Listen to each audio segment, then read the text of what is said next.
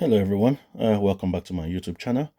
Continue to subscribe, and if you require more details regarding rental laws in Lagos State or other economic issues, this is the channel to be. So subscribe to my channel, YouTube channel, and share with your friends and your families. So this video is about the practical steps to challenge a rent increase in Lagos State under the Lagos State Tenancy Law. I know Nigerians don't like to do that because we sort of have a busy lifestyle, running from pillar to post, trying to have make ends meet. But if you choose to challenge your rent increase in court, this is the practical steps on how to go about it. First of all, the step one is to check your tenancy agreement. Before you do anything, confirm the duration of your tenancy. Is it monthly? Is it yearly? Is it fixed term? Check if there is a rent review clause. Some agreements allow for increases after a certain period. What most landlords do is they put a clause that says, okay, rent increase notification will be done in a 6-month period. So confirm whether the increase is happening mid-term. This is usually questionable unless agreed. So rent increase should not happen mid-term. So what landlords do is they give you notification, 6 months notification. But the increase itself should not happen mid-term. It should happen during renewal or at the end of the tenancy.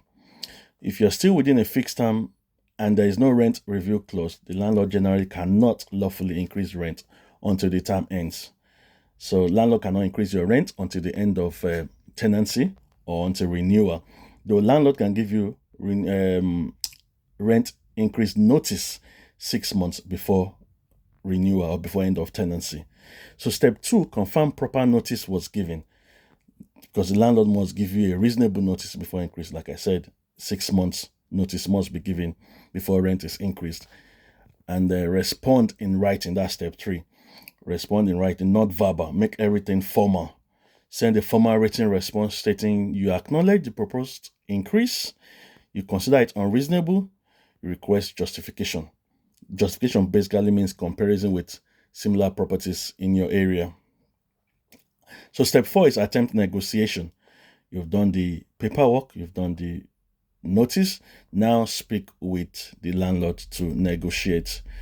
Propose a lower figure, preferably in writing, or where you can show proof that you've attempted negotiation. So ask for phased increments. You can either propose a lower figure, ask for phased increments, or request that improvements be done to the property or repairs in exchange for increase. Some landlords do that. They make promises that, okay, I'm going to refurbish the, let's say, for example, the kitchen or the bathroom. And when they collect the money, you don't see them until it's time for another rent payment. So you can use this period to negotiate for improvement to the property before rent can be increased. So if all of this fails, step 5 is to apply to a magistrate court. You can file a complaint at a magistrate court in your area, asking the court to determine whether the rent increase is excessive or unreasonable. So the court, like I said in my previous video, please watch it. It will enlighten you on the process. The court will look at rent of similar properties in the same area. I use Ikeja as an example. If you live in a 2-bed flat in Ikeja, the rent will look at 2-bed flats in Ikeja, how much the rent is for, whether yours costs more, whether yours costs less, or whether it's of a similar cost.